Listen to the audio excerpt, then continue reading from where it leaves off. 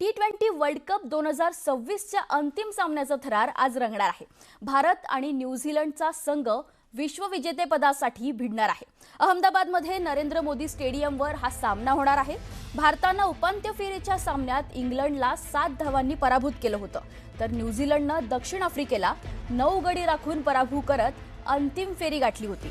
भारत आणि न्यूझीलंड या दोन्ही संघांनी स्पर्धेत चांगली कामगिरी केली आहे। सर्व क्रिकेट चाहत्यांना अंतिम सामन्याची चांगलीच उत्सुकता लागली आहे। भारत आणि न्यूझीलंड हे संघ पहिल्यांदाच अंतिम सामन्यात भिडणार आहेत।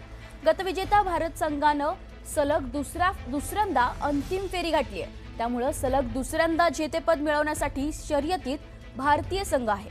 दुसरीकडे न्यूझीलंडचा पहिला T20 वर्ल्ड कप जिंकण्याचा मानस आहे। भारताने सलग दुसऱ्यांदा वर्ल्ड कप जिंकला किंवा न्यूझीलंडने पहिल्यांदा वर्ल्ड कप जिंकला तरी त्याची नोंद इतिहासात होणार आहे। भारत आणि न्यूझीलंड यांच्यात होणारा फायनलचा सामना भारतीय वेळेनुसार संध्याकाळी 7 वाजता सुरू होणार आहे, तर नाणेफेक 6:30 वाजता होईल।